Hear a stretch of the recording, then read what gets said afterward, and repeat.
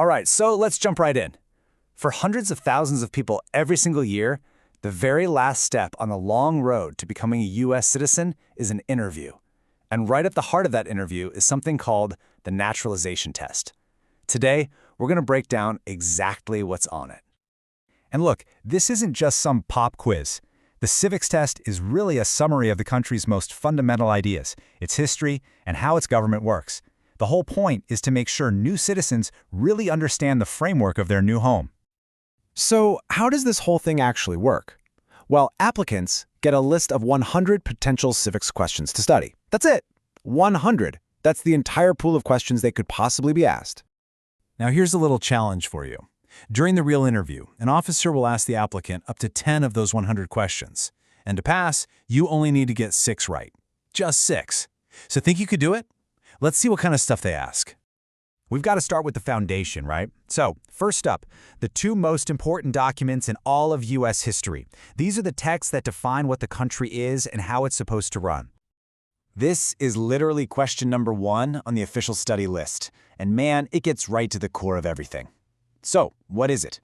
What single document is the highest authority in the United States? The answer is the Constitution, and you can think of it as having 3 main jobs. First, it's the blueprint for the government. Second, it's the rule book for what that government can and can't do. And third, it's a shield that protects the basic rights of Americans. And the entire central idea is captured in just those first 3 words: we, the people. You know, that's not just some fancy poetic opening. It establishes a massive principle: self-government.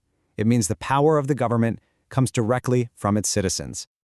Okay, so if the Constitution created the government, what about that other huge document?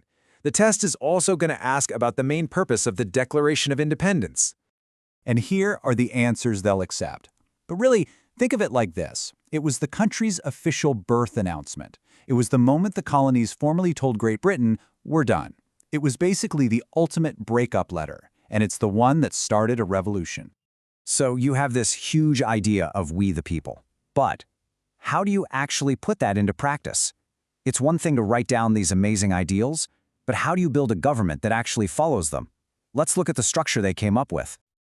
You have to remember, the founders were really wary of putting too much power in any one place. I mean, they had just fought a war about that very thing. So their solution was to split the government into 3 separate but equal branches. It's a system designed to create checks and balances.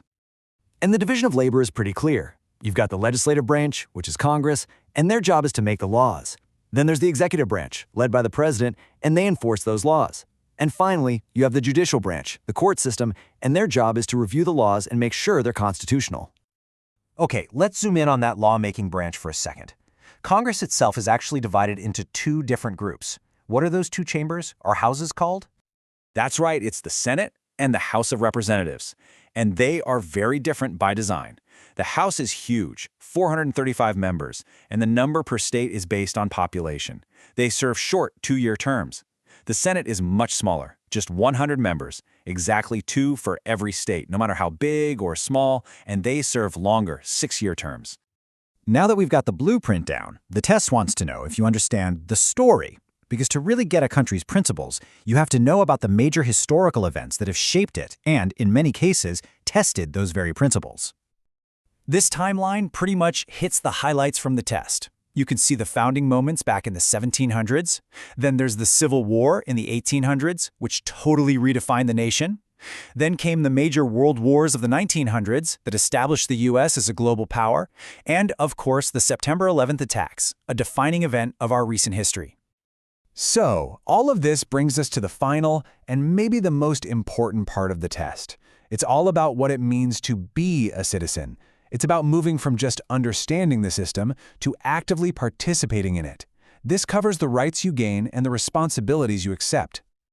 Remember how we said the Constitution protects basic rights? Well, many of the most famous ones are all packed into the first 10 amendments, which we call the Bill of Rights. This was added specifically to protect individual liberties from government power. Now, here's something that's really important to get.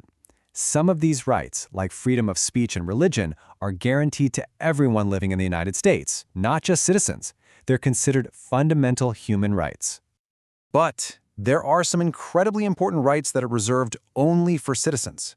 The two biggest ones are the right to vote in federal elections and the right to run for federal office. These are the absolute core of self-government. And in return for these rights, new citizens make a very public, very serious commitment. It happens during the Oath of Allegiance ceremony.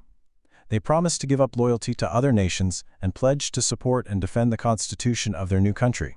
It's a really powerful moment. And that's really what this all boils down to. The citizenship test isn't about memorizing random trivia. It's about showing that you understand the entire system, the big ideas, the history, the structure, and your own place within it all. So when you look beyond the 100 questions and the 6 correct answers you need to pass, the test kind of leaves all of us with a much bigger question. It asks us to think about what it means not just to live in a country, but to be an active, informed, and engaged part of it. So what does being a citizen truly mean to you?